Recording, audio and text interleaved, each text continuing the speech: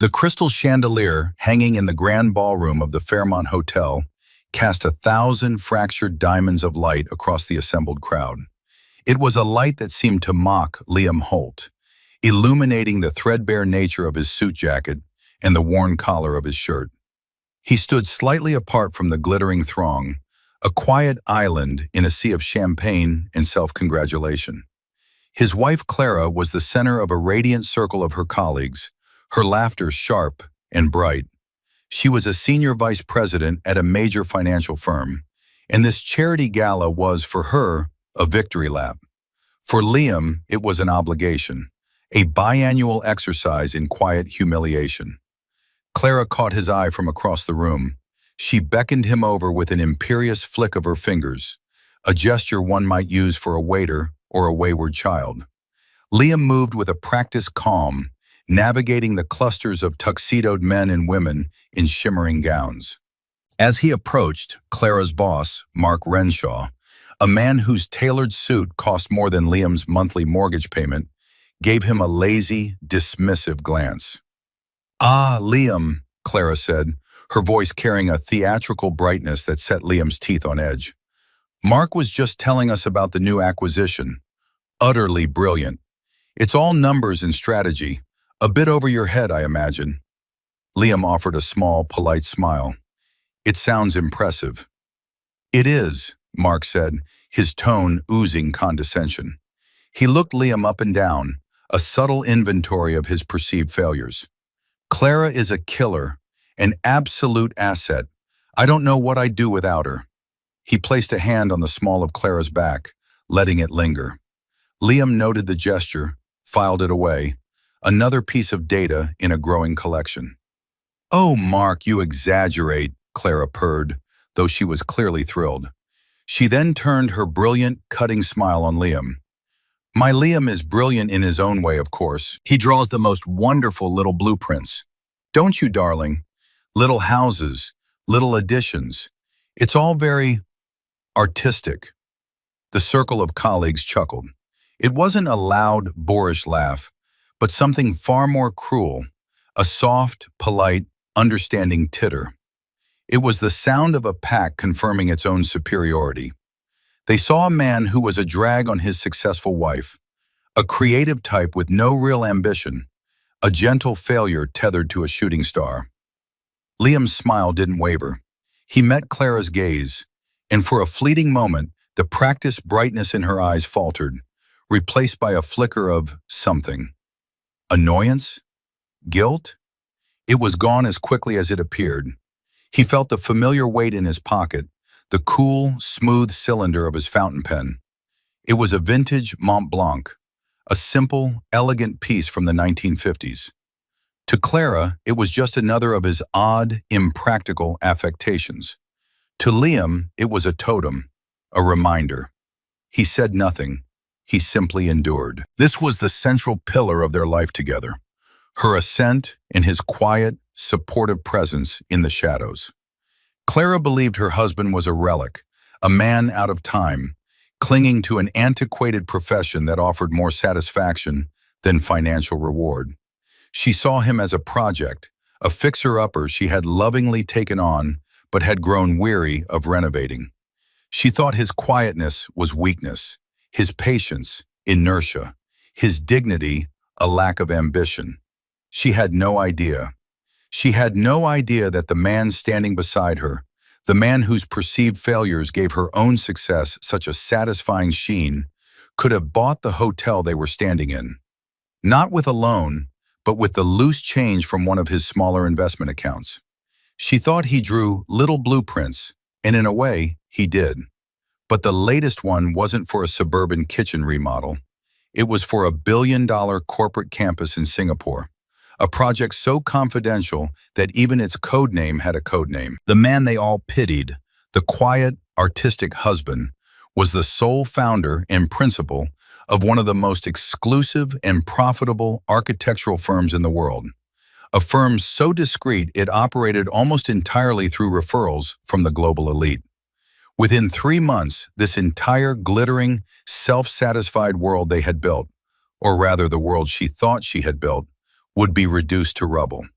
And he, the quiet architect, would be the one holding the demolition orders. We've all felt it, haven't we?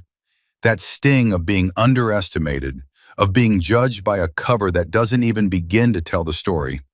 It's a universal feeling, a quiet frustration that burns just beneath the surface. I'm curious, where are you watching from tonight? Let me know in the comments. It's always amazing to see how far these stories travel. Now, back to Liam and the quiet storm that was gathering on the horizon. The foundation of their marriage had been crumbling for years, but a crack was about to become a chasm. The drive home was thick with a silence that felt heavier than any argument. Clara was still buzzing from the event, scrolling through photos on her phone, commenting on who wore what, who was seen talking to whom. Liam drove their modest sedan, a practical car she often complained about, his hands steady on the wheel. "You were quiet tonight," she said, not looking up from her phone. It wasn't a question or an expression of concern. It was an accusation. "I was listening," he replied, his voice even. "You and your colleagues are very passionate about your work. It's the real world, Liam. It's not about drawing pretty pictures. It's about making things happen, creating value." She finally looked at him, her expression a mixture of pity and exasperation. "Honestly, sometimes I wish you'd just try. Put yourself out there more. Mark could probably find you something in facilities management. At least it would be a steady paycheck from a real company." Liam didn't respond. He just kept driving. He thought of the email he'd received that afternoon from a client, a tech billionaire who had just approved the final design for his private island retreat. The fee for that project alone was more than Clara's annual salary, bonus included. He thought of the quiet satisfaction of solving a complex structural problem, of creating a space that was not just beautiful, but functional and enduring. He thought of the team of brilliant architects he employed, the people whose livelihoods depended on his vision and leadership. "I'm happy with my work, Clara," he said softly. "Happy doesn't pay the bills," she snapped back, the facade of party girl charm dissolving into her more common domestic frustration. "I pay the bills. Have you forgotten that? Do you have any idea the pressure I'm under to maintain this lifestyle, our lifestyle?" He glanced around the interior of the 10-year-old car. He looked at his simple, off-the-rack suit. He thought of their comfortable but decidedly modest suburban home. He wondered exactly what lifestyle she was referring to. It certainly wasn't his. It was the one she performed for her friends and family, a life of imagined luxury propped up by her income and constrained by their shared fiction. The fiction of his financial dependency. That fiction, he knew, was the cornerstone of her identity, and he was about to take a sledgehammer to it. The following Sunday was a ritual. Lunch at the home of Clara's parents, Richard and Eleanor Vance. Their house was a monument to aspirational taste, a sprawling, new-build McMansion in a gated community. It was all beige stucco, oversized columns, and a two-story foyer with a chandelier that was a gaudier, cheaper cousin to the one at the Fairmont. As an architect, Liam found the entire structure offensive, a collection of expensive mistakes, a testament to the fact that money could not, in fact, buy taste. Eleanor greeted them at the door, her cheeks tight from a recent cosmetic procedure. She kissed Clara, then offered Liam a cool, dry cheek. "Clara, darling, you look exhausted. You're working far too hard." She shot a pointed look at Liam. "Some people have it so easy." Richard was in the living room, a cavernous space dominated by a massive flat-screen television and a white leather sofa that looked both uncomfortable and impossibly sterile. He was a portly man who had made his fortune in commercial plumbing supplies. He carried himself with the unshakable confidence of a man who believed his financial success made him an expert on all subjects. "Liam," he boomed, not getting up, "still drawing your little houses?" It was his standard greeting, the same one he'd used for the past 5 years. "Something like that, Richard," Liam replied, taking a seat on the edge of the stiff sofa. Lunch was served on the patio, overlooking a manicured lawn and a swimming pool that was a startling chemical blue. The conversation, as always, orbited around Clara's success, her recent bonus, the praise from her boss, Mark, the possibility of her making partner within the next few years. Liam was a silent observer, a ghost at the feast. "It's a shame, really," Eleanor said, delicately cutting into her salmon. "All that education you got, Liam. Architecture, it sounds so grand, but it just doesn't seem to pay, does it? Not in the real world." "The world needs artists, my dear," Richard said with a magnanimous wave of his hand. "Of course it needs people like us to pay for the art." He winked at Clara, who gave him a grateful smile. Liam felt the familiar slow burn of anger, an emotion he had learned to transmute into cold, clear focus. He reached into his jacket pocket, his fingers closing around the smooth, cool barrel of his Mont Blanc pen. He uncapped it beneath the table, feeling the satisfying click of the mechanism. He thought about the weight of it in his hand when he'd signed the contract for the Zurich Financial Center, a skyscraper that was already reshaping the city's skyline. He thought about the ink flowing onto the page as he'd finalized the incorporation papers for Orion Architecture and Design, the holding company that managed his vast and varied portfolio. The name Orion was his private joke, the hunter hidden in plain sight. He looked at Richard and Eleanor Vance, at their proud, ignorant faces. He looked at their daughter, his wife, soaking in their praise, a praise that was built entirely on his denigration. He saw them not as monsters, but as something more banal, people with a terminal lack of imagination. They could not conceive of a reality different from the one they had constructed. Wealth to them was loud. It was a new car, a big house, a designer watch. The idea of quiet, hidden, generational wealth was as foreign to them as quantum physics. "I saw that new office park they're building over by the highway," Richard said, changing the subject. "Hideous thing. Looks like a bunch of glass boxes stacked on top of each other. No character. Probably designed by some kid straight out of school on a computer." Liam took a slow sip of his iced tea. "That's the new headquarters for Arian Tech," he said calmly. "It's a Sterling Prize nominee." "A what?" Richard grunted. "It's the highest prize in architecture, Dad," Clara said dismissively. "It doesn't matter. It's still ugly. Liam could probably design something much prettier, couldn't you, honey?" The condescension was a physical thing, a pressure in the air. Liam simply nodded. "It's a particular style." He didn't add that it was his firm that had designed it. He didn't mention that the kid on a computer was a 70-year-old architectural legend whom he had personally headhunted and paid a small fortune to join his team. He didn't explain that the glass boxes were engineered with a revolutionary new energy-efficient material that his firm had developed in-house. There was no point. Explaining it to them would be like describing color to a man born blind. So he just sat there, the architect of a shimmering glass empire, and let them believe he was a man who drew little houses. He cataloged the insults. He noted the casual cruelty. Each one was another brick in the wall he was building between his old life and the one that was about to begin. The foundation for this new life had to be perfect, and the first step in laying a new foundation is to demolish the structure that stands in its way. He was almost ready to swing the wrecking ball. A few weeks later, the slow burn of their lives erupted into a small, contained fire. Liam was in his home office, a converted spare bedroom that was cluttered but meticulously organized. Every book, every pencil, every roll of blueprints had its place. He was sketching on a tablet, refining the flow of a public library design, when Clara burst in, waving her phone like a trophy.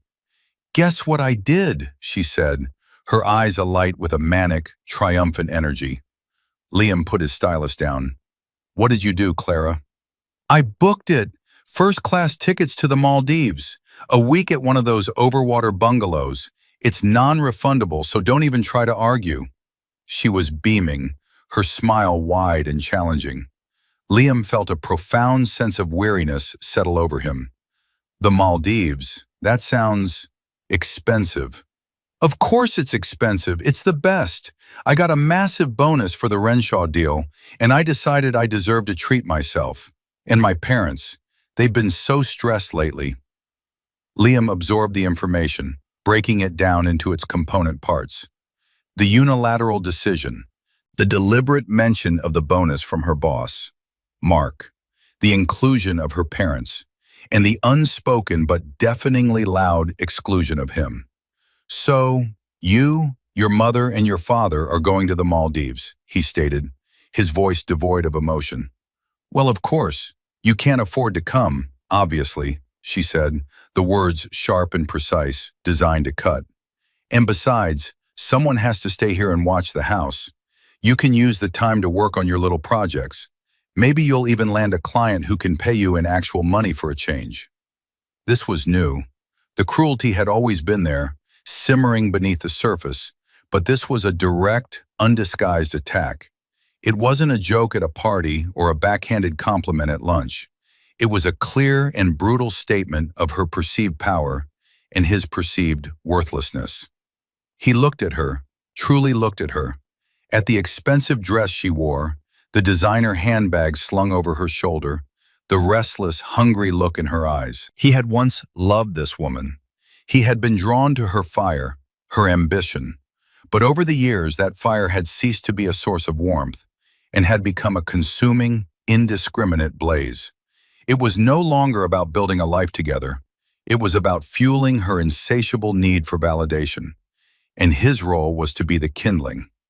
I see, he said, and he did. He saw everything with a sudden, painful clarity. She mistook his quietness for defeat. Don't look so pathetic, Liam. It's just a vacation. Be happy for me. My success benefits you too, remember? It keeps this roof over your head. She swept out of the room, leaving the scent of her expensive perfume and the chill of her words hanging in the air. Liam sat motionless for a long moment, the silence of the small office pressing in on him. He looked at the design on his screen, the soaring ceilings and light-filled atriums of the public library.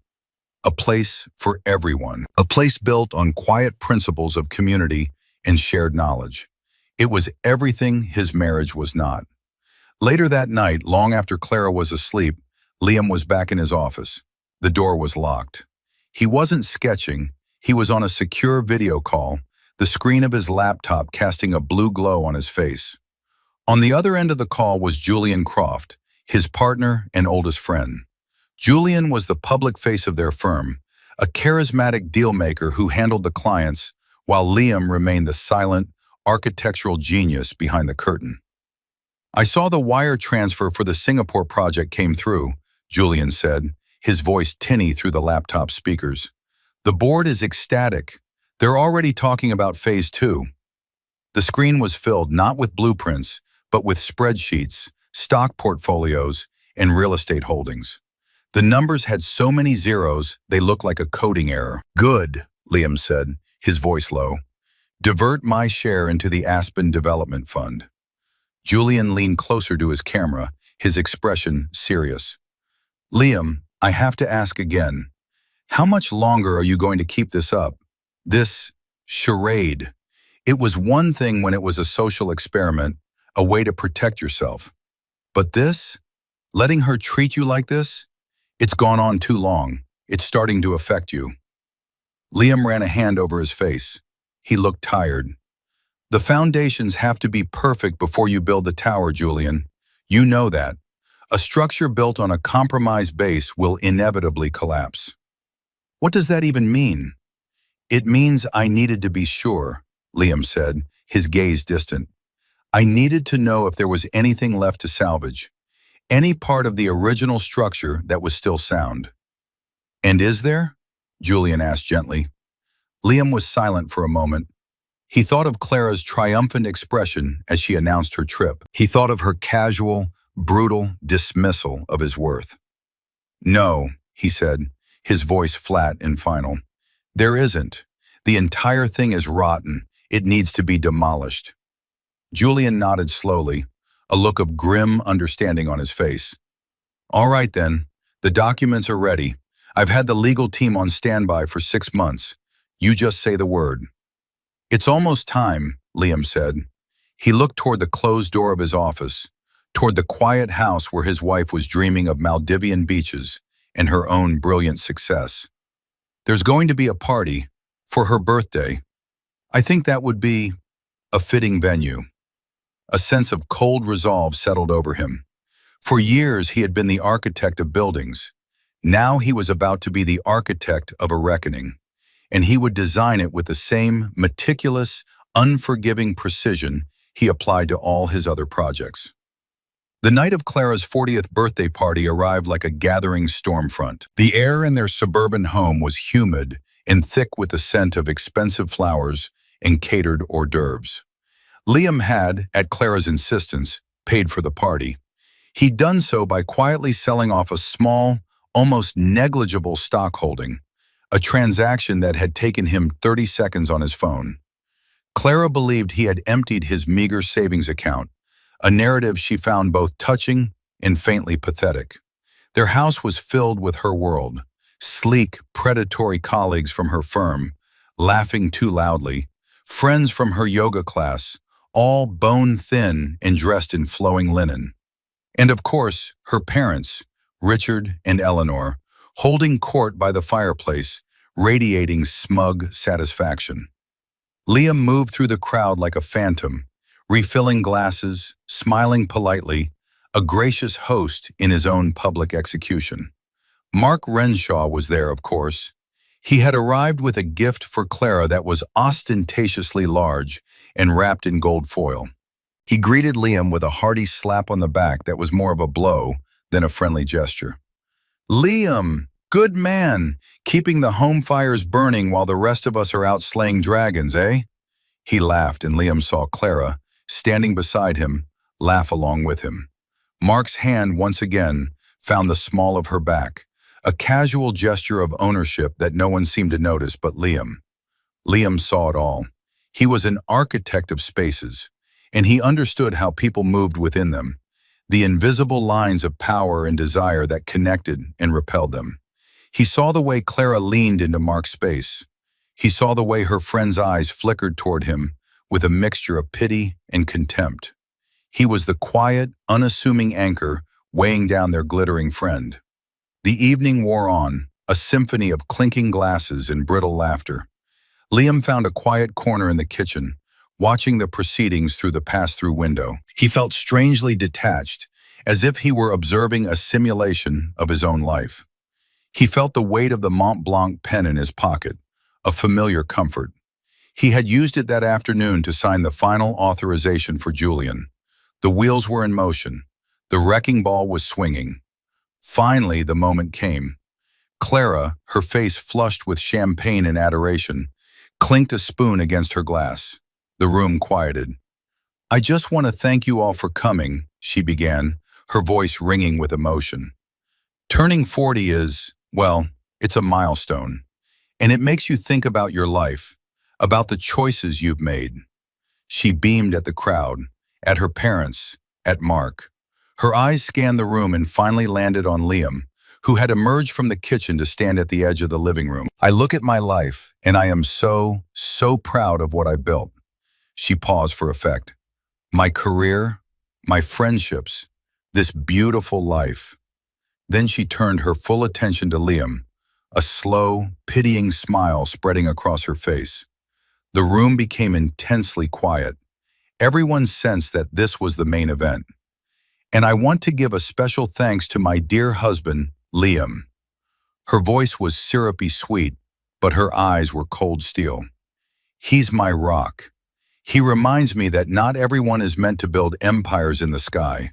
Some people are meant for quieter, simpler things. He proves that even if you can't build a business, you can at least build a lovely bookshelf." She gestured to the floor-to-ceiling bookshelf that Liam had, in fact, designed and built in the early years of their marriage. It was a beautiful piece of craftsmanship made of dark walnut with intricate joinery. It was the only thing in the room he was truly proud of. The room erupted, not in raucous laughter, but in the same polite, knowing, cruel chuckles he had heard at the gala. It was the sound of consensus. Mark Renshaw caught his eye and gave him a little wink, a gesture of shared masculine understanding from a winner to a loser. Liam didn't flinch. He didn't look away. He held Clara's gaze across the crowded room. The smile on her face faltered for a second as she looked at him. She had expected him to look hurt, embarrassed, or perhaps to force a pained smile. She had not expected this. His expression was not one of anger or humiliation. It was one of absolute, chilling calm. It was the look of a structural engineer who has just identified a fatal flaw in a building's design. It was the look of a judge about to pass sentence. In that moment, the party was over for him. The noise, the people, the clinking glasses all faded into a dull, distant roar. The quiet before the storm had ended. The first drops of rain had begun to fall. The last guest finally departed, trailing a wake of laughter and perfume into the cool night air. The front door clicked shut, and the silence that descended upon the house was absolute. It was a dead, heavy quiet, filled with the ghosts of the party, the smell of spilled wine, the plates of half-eaten food, the dozens of empty glasses littering every surface. Clara, however, was still floating. She kicked off her heels with a sigh of relief and spun around, her arms outstretched. "Wasn't that just the most perfect night?" she asked, her voice still giddy with the afterglow of being the center of attention. "Everyone had such a wonderful time. Mark said it was the best party of the year." Liam was standing by the large picture window, his back to her, looking out into the dark, manicured street. The house across the way was dark, its inhabitants asleep, their lives presumably orderly and untroubled. He saw his own reflection superimposed over the scene, a tall, still figure, a silhouette against the placid, suburban backdrop. He turned to face her. His face, in the dim light, was a mask of placid control. "Clara," he said, his voice quiet but carrying an immense weight that cut through her champagne haze. "We need to talk." Her smile faltered. "Oh God, Liam, don't be a buzzkill. Not tonight. Was it the bookshelf comment? It was a joke, a toast. You're supposed to be a little funny." "Sit down," he said. It wasn't a request. The tone was level, without anger, but it held an authority she had never heard from him before. Something in her, some primal instinct, obeyed. She sank onto the edge of the sofa, her posture suddenly defensive, her arms crossed over her chest. "This is ridiculous," she muttered. "I throw a beautiful party and you want to start a fight." Liam didn't move from his spot by the window. He began to speak, and his voice was the voice of a man reading from a ledger. "On May 14th of this year, at your parents' house, you told your mother that I was a financial burden you were tired of carrying. On July 22nd, you called my life's work drawing pretty pictures. On August 10th, you booked a non-refundable first-class trip to the Maldives for yourself and your parents, informing me that I obviously couldn't afford it.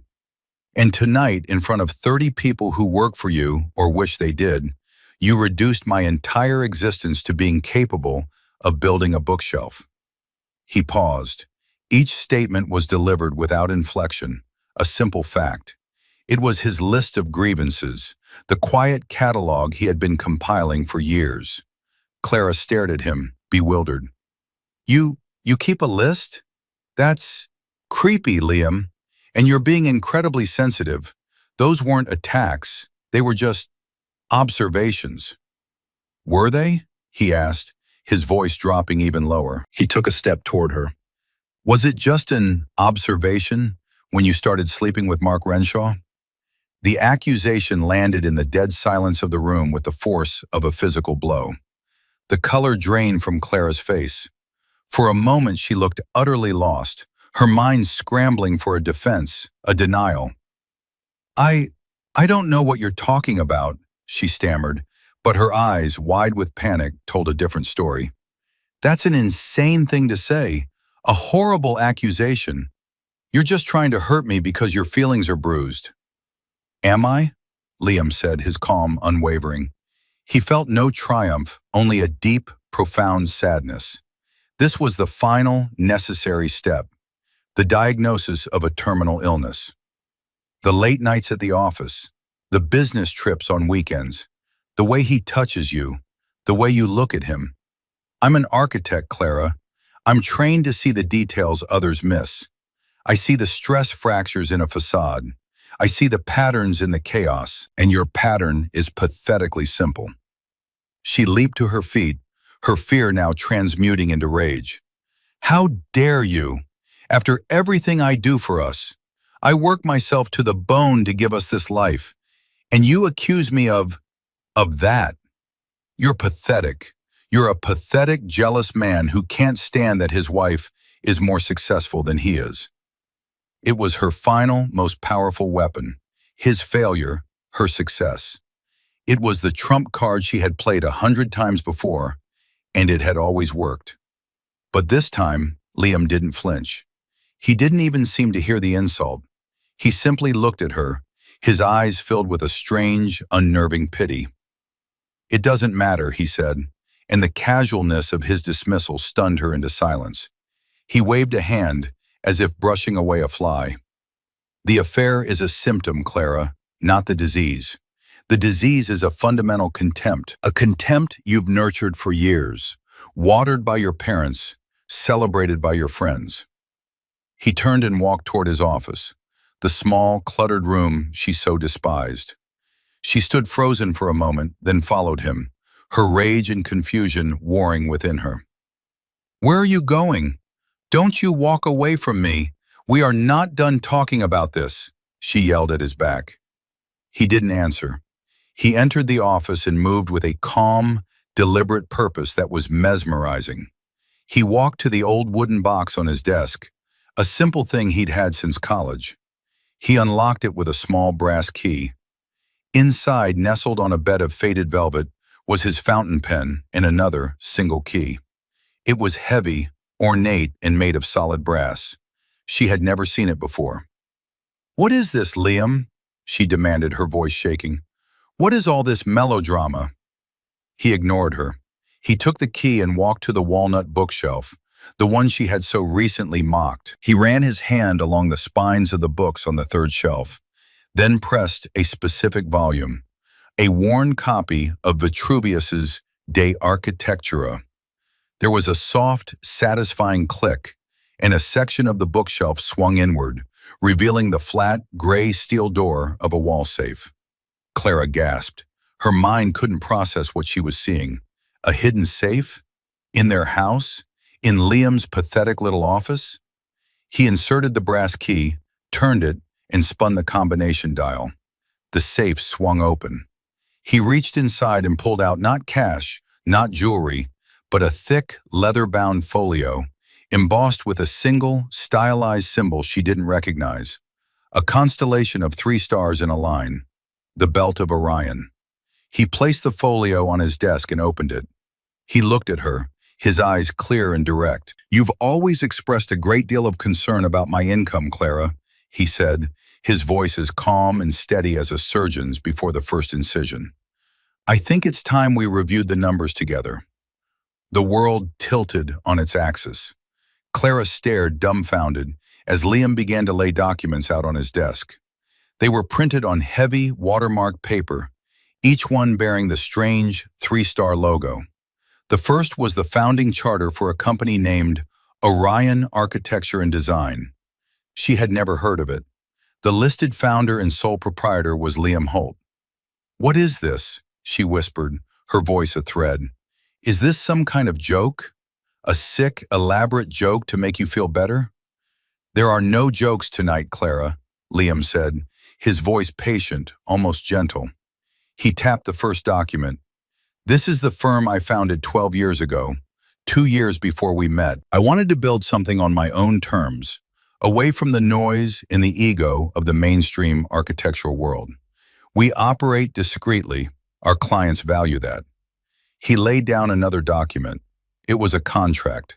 The client was Axiom Global, a multinational tech conglomerate. The project was their new European headquarters in London. Clara's eyes scanned the numbers at the bottom of the page.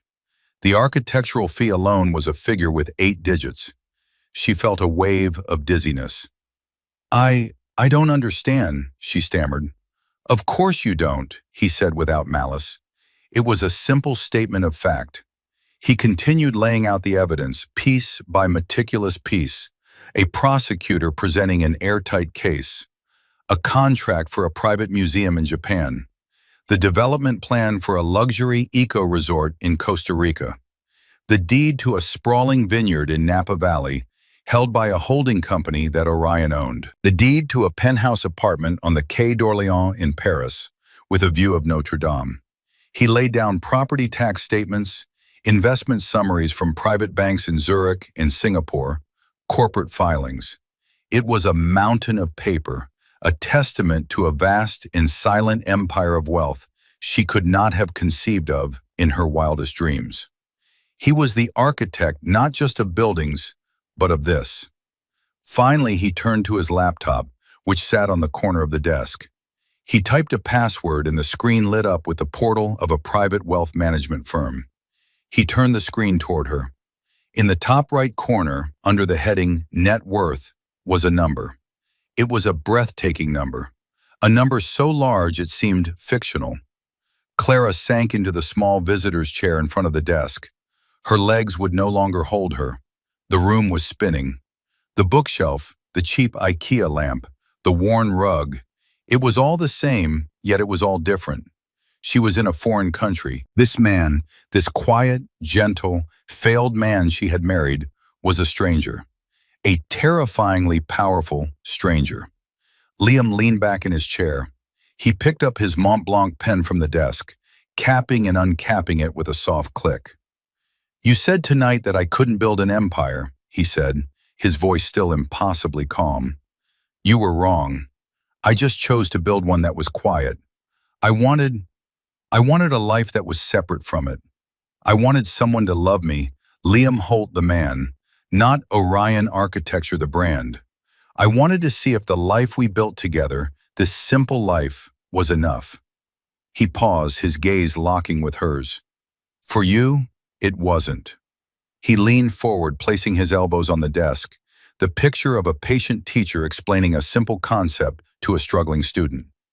You said you didn't know how you'd survive without your income, he said, his voice dropping to a near whisper. He gestured to the glowing screen of the laptop.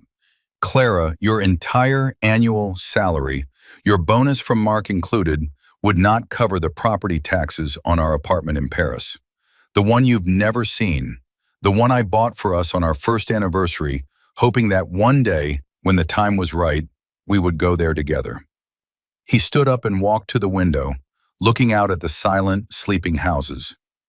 You were so worried about keeping a roof over my head, he said, his voice laced with a profound, sorrowful irony.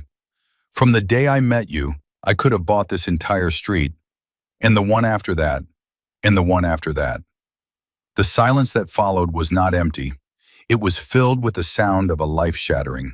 It was the sound of every certainty Clara had ever held, every pillar of her identity, every condescending joke, every pitying glance, turning to dust and blowing away on the wind. The first sound to break the crushing silence was a choked, incredulous laugh from Clara.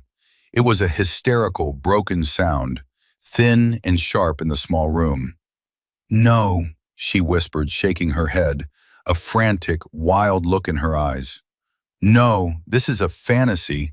This is some elaborate, cruel revenge fantasy you've cooked up because you're jealous of Mark. Liam turned from the window. His expression was one of immense, weary patience. He walked back to the desk, picked up a single sheet of paper from the folio, and held it out to her. It was a dividend statement from a portfolio of blue-chip stocks. The quarterly payout listed was more than the value of their house. Look at it, Clara, he said, his voice gentle. Look at the account number. Look at the name. Her hand trembled as she took the paper. She stared at it, her eyes scanning the text, but her mind refused to assemble the words into a coherent meaning.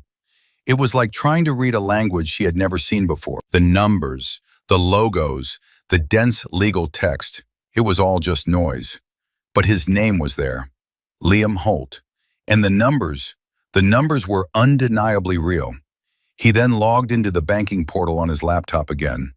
With a few clicks, he navigated to a transaction history. He pointed to a recent withdrawal.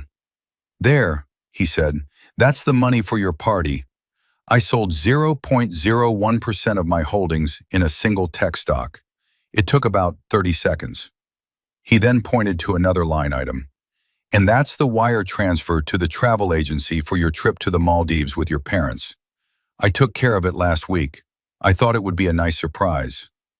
The blood drained from her face. The trip, the ultimate symbol of her power over him, of her success and his dependence. He had paid for it. He had paid for her grand gesture of contempt with the financial equivalent of pocket lint.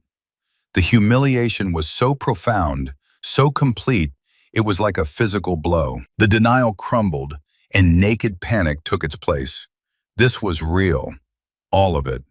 The quiet man she had mocked and pitied was a giant, and she had spent years poking him with a stick. "Liam," she began, her voice cracking, tears beginning to well in her eyes. It was a different kind of crying from her usual frustrated tears. This was the sound of pure terror. "Liam, I didn't know. Oh my God, I had no idea."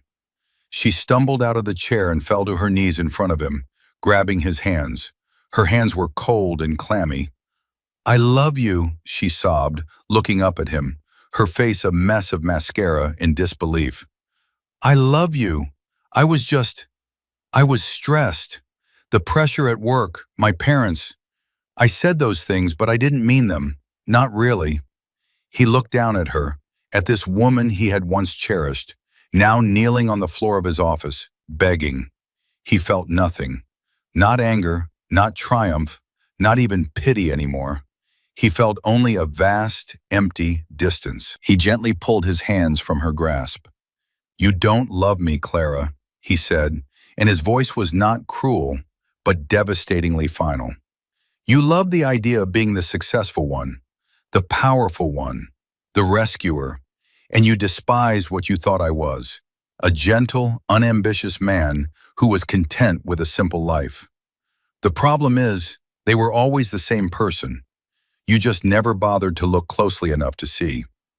Her phone, discarded on his desk, began to buzz. The screen lit up. "Mom." It buzzed again. "Dad." She ignored it, her eyes fixed on Liam's face, searching for a crack in his composure, a flicker of the old, accommodating husband she knew.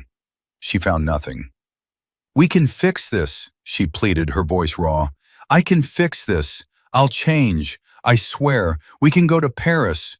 We can do anything you want. Just, please, don't look at me like that." He looked around the small office, at the blueprints pinned to the corkboard, at the worn spines of his books, at the simple desk where he had quietly built an empire while she was out chasing a promotion. "Can we?" he asked, the question hanging in the air between them. He looked back down at her, his expression unreadable. "You can't fix a building with a cracked foundation, Clara. You can patch it, you can paint over it, but the structural flaw remains. Sooner or later, it all comes down. Our foundation is shattered." He gestured to the documents, the glowing screen, the open safe. "This didn't break it. This just revealed the cracks that were there all along." The week that followed was a study in disintegration. Liam checked into the presidential suite of the Fairmont, the very hotel where his public humiliation had reached its apex. The irony was not lost on him. The suite was larger than the entire ground floor of his house, with a sweeping view of the city skyline he had helped to shape. He had his meals catered by the hotel's finest restaurant and spent his days on the phone with Julian, calmly and methodically beginning the process of disentangling his life from Clara's. Clara, meanwhile, remained in their house. But it was no longer their house. It was a museum of her colossal failure, a monument to her blindness. Every object seemed to mock her.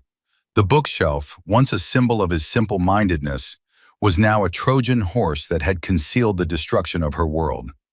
The modest kitchen, which she had always complained about, now seemed like an affectation he had tolerated, a piece of stagecraft for a play in which she was the only one who didn't know the lines. She tried to regain her footing, to find solid ground, but the earth kept crumbling beneath her. On Monday, she went to work, her face a carefully constructed mask of normalcy. She walked into her office and found a message from Mark Renshaw's assistant. Mr. Renshaw will be in strategic planning meetings off-site for the remainder of the week. He is unavailable. She called his cell. It went straight to voicemail. She sent him a frantic text. "We need to talk. It's about Liam." There was no reply. The word had gotten out. Liam hadn't said a thing to anyone, but Julian, acting on his behalf, had made a single, quiet phone call to the chairman of the board of Clara's company, a man with whom Orion Architecture had a long and profitable history. The call was brief, a simple inquiry about a potential joint venture, but the message was clear. Liam Holt was a man of consequence. Mark Renshaw, who had built his career on taking calculated risks, suddenly found himself on the wrong side of an incalculable one. His affair with the wife of a nobody was a private indiscretion. An affair with the wife of Liam Holt was a career-ending catastrophe. He cut her off completely, a limb amputated to save the body. That evening, Clara drove to her parents' house, desperate for the familiar comfort of their validation.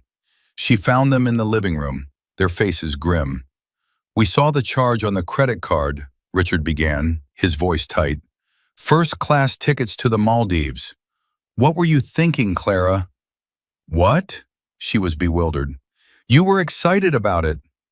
"That was before your husband's lawyer called us," Eleanor said, her voice thin and reedy. "A man named Julian Croft. He was very polite. He simply wanted to inform us that Liam would be handling all future family financial matters and that a new trust was being established for our well-being." Clara stared at them. "Liam did that?" "He's cutting us off," Richard bellowed, his face turning a blotchy red. "After all we've done for you, for him, we welcomed him into our family." "No, you didn't," Clara said, a strange, bitter clarity rising through her panic. "You mocked him. You belittled him at every opportunity, and I let you. I encouraged you." Eleanor's face hardened. "Don't you dare put this on us. This is your mess. You were the one who couldn't control your husband. You were the one who was married to a billionaire and didn't have the sense to know it." The enabling structure, the cozy triangle of shared contempt that had sustained them for years, had collapsed. In the face of Liam's power, they had turned on each other, a frantic scramble for the high ground. Clara looked at her parents, at their frightened, angry faces, and for the first time she saw them not as her protectors, but as the co-authors of her ruin. She left without another word, the sound of their bickering following her out the door. Her world had shrunk to the confines of her car, driving aimlessly through the perfect, manicured streets of the life she had destroyed. A week after the party, Liam summoned her. Not to their house, not to his hotel, but to a place of utter neutrality, a conference room on the 40th floor of a downtown skyscraper. It was one of his buildings. The room was Spartan, dominated by a long, dark wood table and chairs. The only decoration was the breathtaking panoramic view of the city. When Clara arrived, she found Liam was not alone. Julian Croft sat to his right, his posture relaxed but his eyes sharp. He had a leather portfolio open in front of him. To Liam's left sat an older, severe-looking woman whom Julian introduced as their head of legal counsel. This was not a marital discussion. This was a corporate negotiation. Clara was a shadow of her former self. The designer suit she wore hung on her slightly. The arrogant confidence that had been her armor was gone, replaced by a brittle, nervous energy. She sat opposite them, alone. Liam looked at her, his expression not of anger, but of a calm, dispassionate authority. "Thank you for coming, Clara." He gestured to Julian, who began to speak. "We've drawn up the terms of a separation agreement," Julian said, his voice crisp and professional. Liam's instructions were to be fair but firm. The primary goal here is a clean, swift disengagement. He pushed a thick document across the table. Clara stared at it, unable to touch it. "The house will be signed over to you, free and clear of any mortgage," Julian continued. "A trust will be established in your name, funded with a principal sum that will generate an annual income sufficient to maintain your current lifestyle, though not perhaps your recent travel ambitions." A flicker of a smile touched his lips before vanishing. "A vehicle of your choice, within reason, will be provided. All legal fees will be handled by us." Clara looked at Liam, her eyes pleading. "Liam, please, don't do this." Liam finally spoke, his voice filling the quiet room. "I am not doing this to you, Clara. I am doing this for me. For years, my life has been defined by a fiction that you and your family created. A fiction I allowed, hoping that what was underneath it was real. I was wrong." He leaned forward. "I am not going to be punitive. I will not do to you what you so feared I would become. I won't leave you with nothing. Your well-being is a loose end I wish to tie up. But the marriage is over. Trust, once pulverized, cannot be glued back together. It must be rebuilt from a new foundation, with new materials. I am not willing to undertake that project with you." He then shifted his gaze, as if her parents were in the room. "Your daughter's cruelty was not born in a vacuum. It was nurtured by your approval, your condescension, your shared delusion that a man's worth is tallied on a bank statement. I hope, for your own sakes, that you reflect on that." The finality of it all washed over Clara. This wasn't a negotiation. It was the reading of a will. The life she had known was dead and buried. All that was left was to dispose of the assets. Tears streamed down her face, but for the first time, they were not tears of panic or manipulation. They were tears of genuine, soul-crushing loss. She finally understood. She had not lost a fortune she never knew existed. She had lost a man who had loved her in spite of her worst instincts. A man who had offered her a simple, authentic life, and she had thrown it away because it wasn't shiny enough. "I'm sorry," she whispered, the words barely audible. It was not a plea, it was a confession. "I am so sorry, Liam, for everything." Liam held her gaze for a long moment. He gave a slight, almost imperceptible nod. It was not forgiveness. It was acceptance. The acknowledgement of a truth finally spoken. "I hope you find a way to value people for who they are, Clara," he said quietly. "Starting with yourself.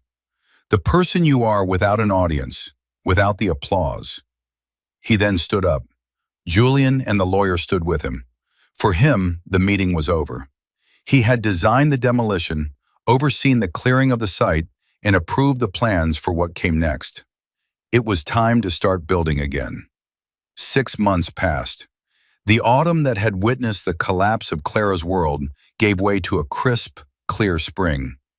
Liam stood on the terrace of his new home, a stunning penthouse apartment that occupied the top 2 floors of a building he had designed a decade earlier. It was a space of quiet elegance, all clean lines, natural materials, and glass walls that framed the city like a living work of art. The evening sky was a wash of lavender and rose, and the city below was beginning to sparkle with a million lights. He was not looking at the view. He was sketching in a small, leather-bound journal with his old Mont Blanc fountain pen. It was a design for a new kind of public space, a hybrid library and community garden for a low-income neighborhood, a pro bono project. The glass door slid open, and Julian stepped out onto the terrace, holding 2 glasses of whiskey. He handed one to Liam. "Cheers," Julian said, clinking his glass against Liam's. "To new beginnings." They stood in comfortable silence for a moment, watching the city breathe. "Heard from her?" Julian finally asked, his tone gentle. Liam nodded, taking a slow sip of his whiskey. "I got a letter, through the lawyers." He gestured vaguely with his head. "She sold the house. Apparently, she couldn't stand to live there anymore. She moved to a small apartment across town. She quit her job at the firm. Did she? Julian sounded surprised. I heard Mark Renshaw was forced to resign a month ago. The board lost confidence. She probably could have had his job. She said she didn't want it, Liam said, a note of faint surprise in his own voice. She's working for a nonprofit now, something to do with financial literacy for young women. She said she's trying to build something real. He fell silent, swirling the amber liquid in his glass. He looked out at the vast, glittering expanse of the city, at the thousands of buildings, the millions of lives playing out in the spaces between them. She's on her own path now, he said more to himself than to Julian. I hope she finds what she's looking for. There was no bitterness in his voice, no lingering anger, only a quiet, settled peace. The great irony, he reflected, was that the money had never been the point. The vast, hidden fortune had not given him power. It had simply been a lens, a magnifying glass that had revealed the truth of his life, clarifying the fractures that were already there. His real power, he now understood, had always resided in his own sense of self-worth, in his quiet dedication to his craft, in his integrity. The money was just a tool, a loud, effective tool, but a tool nonetheless. It could build skyscrapers, and it could demolish a life built on false pretenses. True strength, he mused, isn't found in what you have in the bank. It's found in who you are when you have nothing at all. And true worth is not about the life you display for the world to admire, but the one you have the courage and the integrity to build in quiet, honest moments, brick by meticulous brick. His empire of glass and steel was magnificent, but the small, peaceful life he was now building for himself, a life of quiet work, true friendship, and self-respect, felt infinitely more valuable. What do you think? Was Liam right to end it so completely? Or could you have found a way to forgive Clara? It's a tough question, and there's no single right answer. Let us know your thoughts in the comments below. We read every single one. And if this story resonated with you, if you've ever felt the sting of being underestimated, please give it a like and subscribe to the channel for more stories just like this. Thank you for watching.